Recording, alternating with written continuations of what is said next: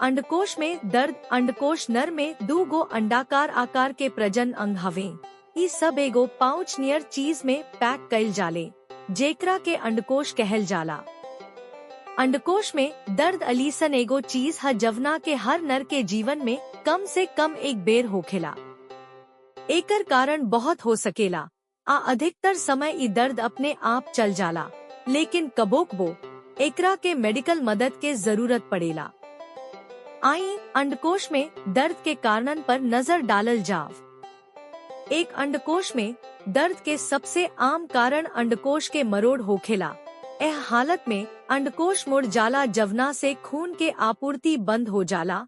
बहुत टाइट इनर वियर भा जीन्स पहने के चलते अयीसन हो सकता। दूसरा कारण आघात बा। जन्नांग भा वृषण में चोट लगला से बहुते दर्द हो सकेला। ई एगो गंभीर स्थिति हा अवुरी एकरा से बचे के ना चाही, काहें कि एकरा से अंग के नुकसान हो सकता। 3 गैंग्रीन या वृषण में कोशिका के मौत। इलाका करिया हो जाला जवना में खून के आपूर्ति ना होला। इस ज्यादातर तब होला जब अंडकोश के मरोड़ भा अंडकोश में कवनो चोट के लंबा समय ले बिना इलाज के छोड़ देहल जाला। 4 किडनी में पथरी भी वृषण में दर्द के एगो कारण हा।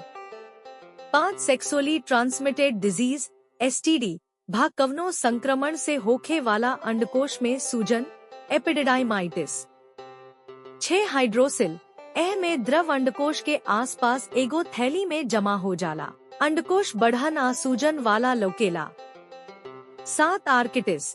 ई एगो अईसन स्थिति है जवना में एक चाहे दोनों वृषण में सूजन हो जाला, एकरा से वृषण में भी दर्द होखेला।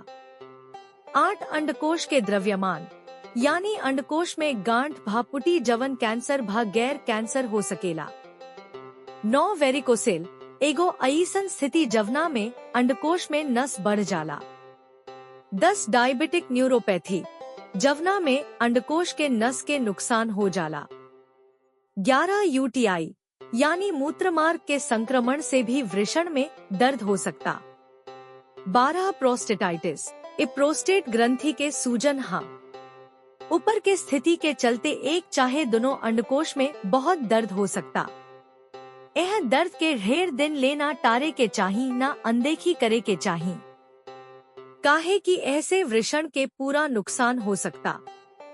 एकरा खातिर यूरोलॉजिस्ट भा सेक्सोलॉजिस्ट से सलाह लेबे के चाही। जन्नांग के स्कैनिंग भा अल्ट्रासाउंड करावल जा सकेला।